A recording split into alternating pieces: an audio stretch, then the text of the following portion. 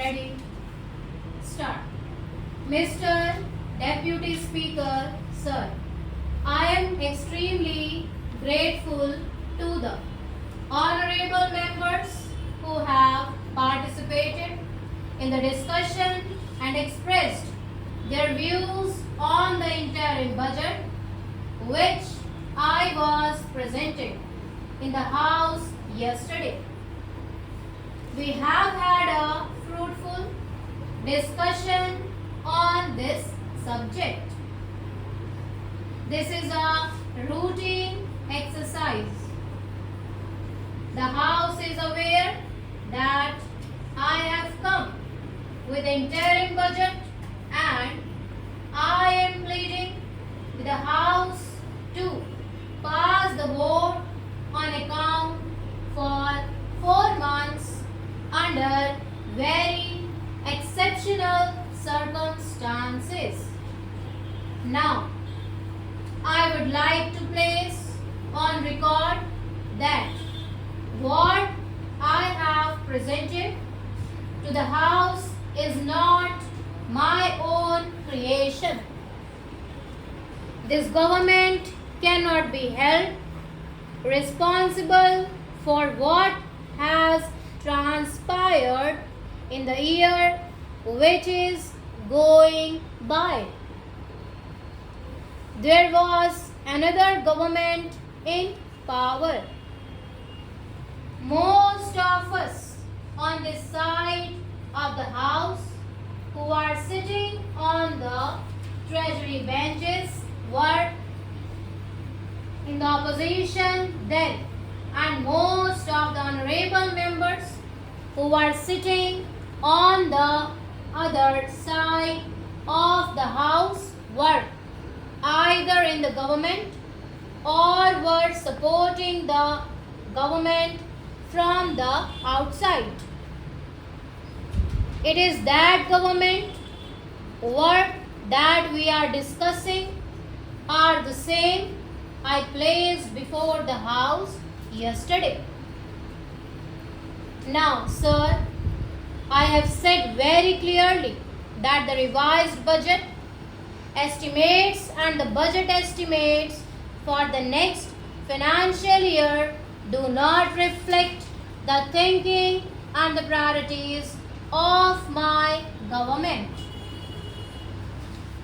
I have said in my budget speech that it is our firm resolve to review the 5 years plan and to revise the budget estimates so that they reflect our thinking and priorities when I come before the August House with my regular budget.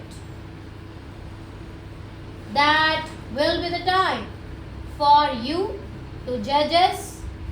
That will be the time for you to judge our intentions, and that will be the time for you to judge our actions.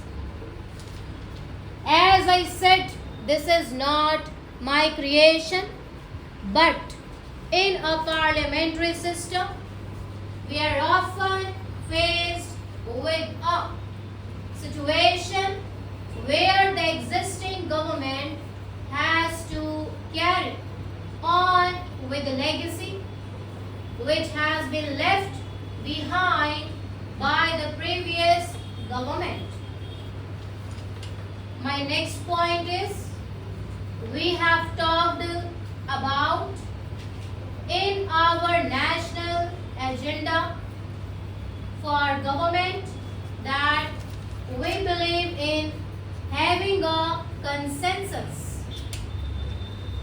A point has been made in this House by one of the honorable members that we should have the same kind of consensus in regard to economic policies that we have developed over a period of time in our foreign affairs and defense policies.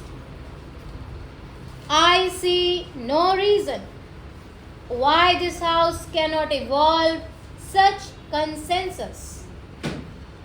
I am pleading strongly that we must evolve that consensus so that the economic policy, which has become a major tool for the progress of this country, is not subject to the vagaries of the situation. We must have a consensus, and I think we are close to it. Sir, we were criticized by many people that we follow the path followed by East European countries.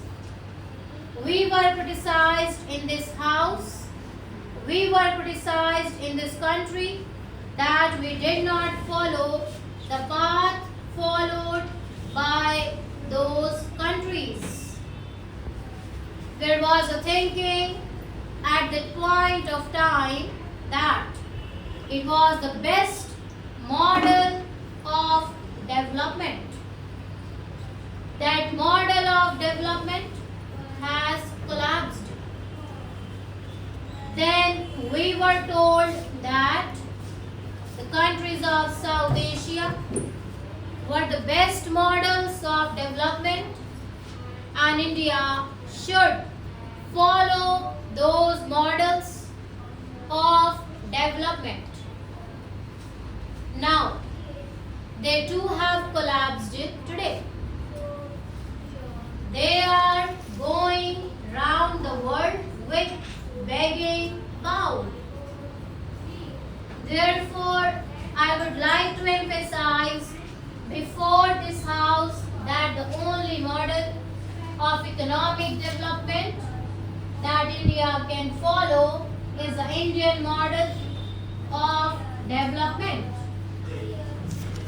There is no model in the world which Indian can follow successfully except the model which we must devise ourselves on the basis of the concept which have been handed down to us by the great leaders of the past.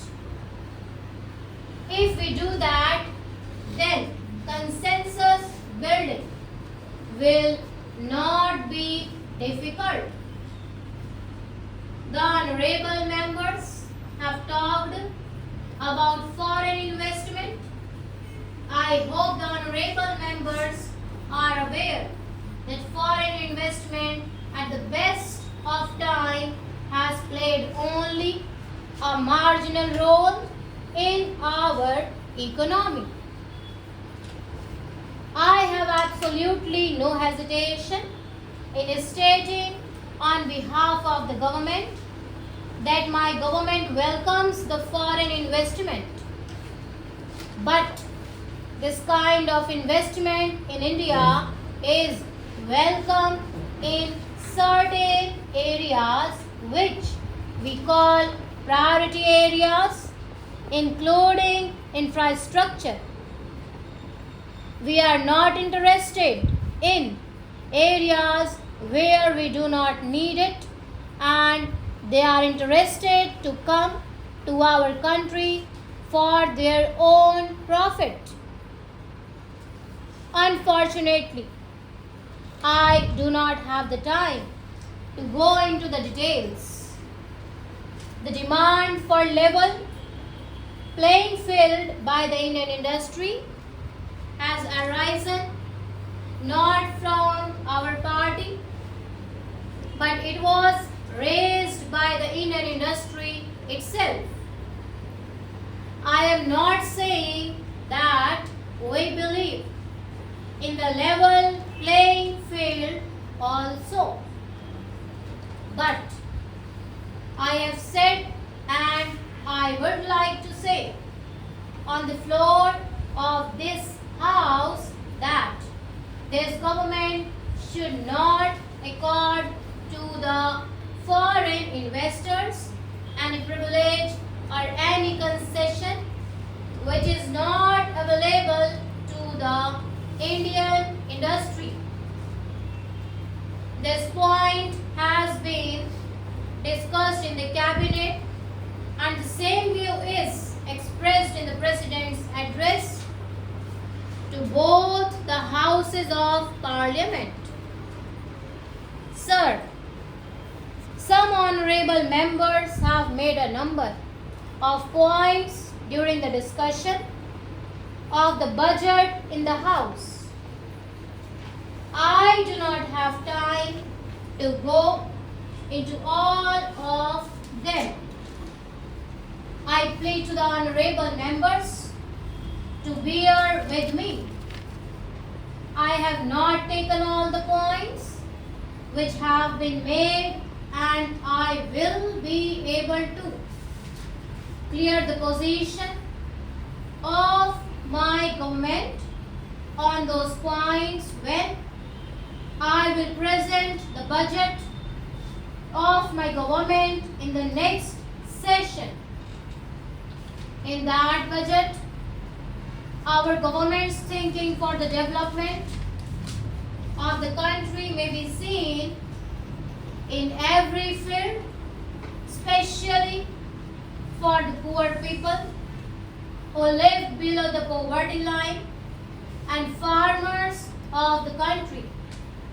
Sir, with these few words, I conclude my speech and request the honorable members of this House to pass this interim budget.